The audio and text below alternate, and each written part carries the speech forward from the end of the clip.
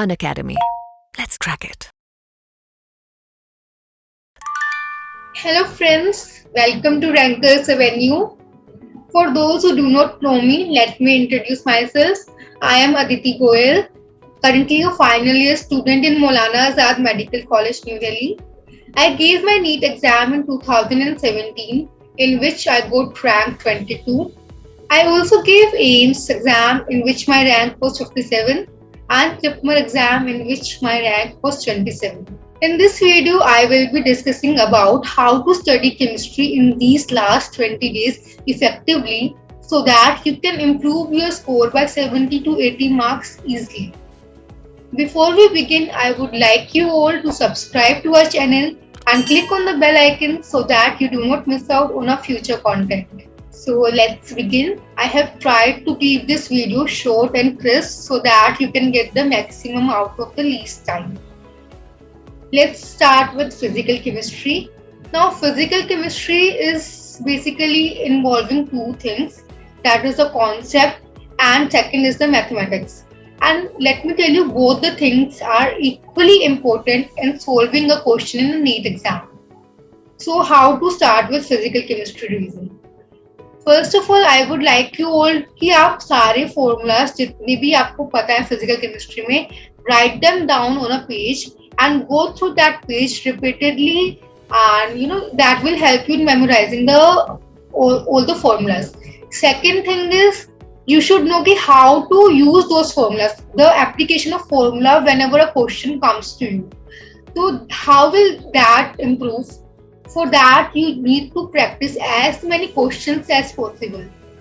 Question जब आप practice करते हो यू विल नो कि जो एक्चुअल में क्वेश्चन आपका नीट एग्जाम में आएगा तो how will you solve that, how will you apply the formula so that you can get the correct answer. Now when you are solving the questions, आपके पास तीन टाइप्स के questions आएंगे. Category one will be like आपको question, आपने question पढ़ा, you know how to solve it, apply the formula and आपने answer निकाला and that's it, you got the answer correct. Second is जब आपने क्वेश्चन पढ़ा आपको लगा कि मुझे ये आता है, मैंने ये पढ़ा हुआ है पहले, but due to lack of concept या क्लैरिटी नहीं थी माइंड में, you are unable to solve that question.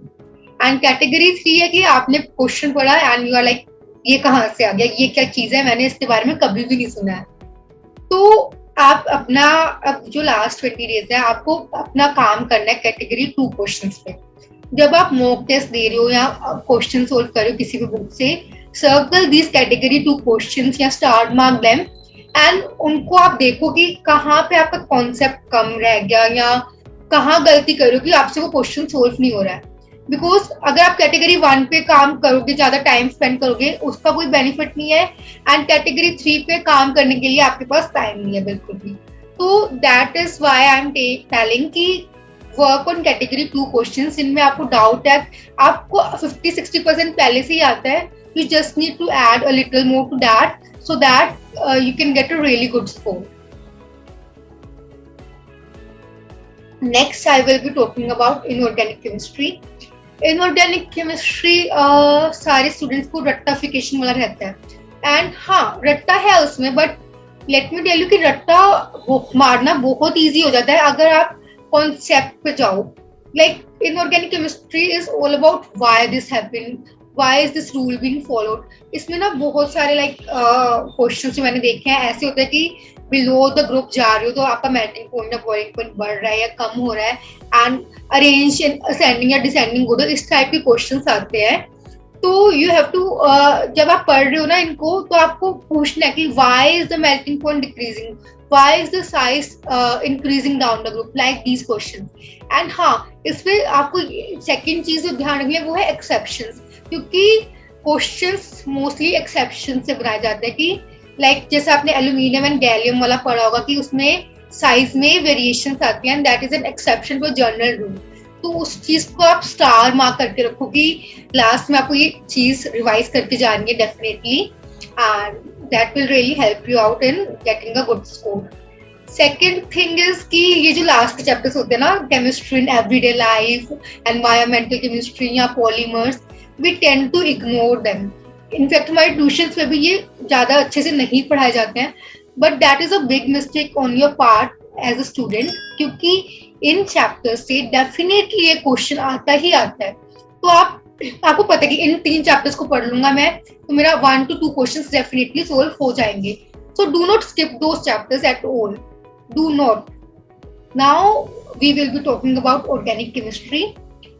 Organic chemistry ये पूरा चीज ना कंसेप्ट बेस्ड है। अगर इसमें आपके कॉन्सेप्ट नहीं बने ना then you really can not solve many questions. एक आधा सोल्व हो जाता है बट बाकी क्वेश्चन सोल्व करने के लिए you really require deep concept and knowledge about these things. तो that can happen only when you go through your notes जो भी आपके टीचर या आपके एजुकेटर ने बनवाए हैं, go through them multiple times, take all your doubts, समझो कि ऐसा क्यों हो रहा है, कैसे हो रहा है, एंड देन प्रैक्टिस क्वेश्चंस कि आपको जो समझ आए वो सही है या नहीं है।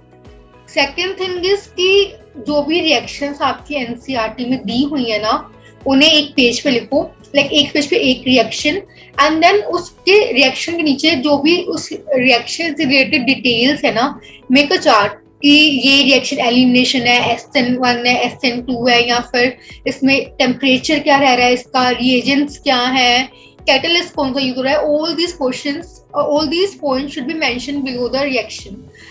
Why I am asking you to make these notes because जब आप इन नोट्स को बार बार देखोगे ना तो आपके माइंड में एक पिक्चर मेमोरी क्रिएट हो जाएगी। तो जब भी आप वो क्वेश्चन आपका नीट एग्जाम में आप देखते हो कि आया and now you can relate कि हाँ मैंने उस पेज पे पढ़ा था, मिडिल में लिखा हुआ था ये चीज का कैटलिस्ट है। So that really helps you to memorise the things very fast and तुक्का भी कई बार उसमें सही लग जाता है इस चीज से। So that was all I wanted to discuss in this video. I hope it really helped you guys. All the very best. Bye bye.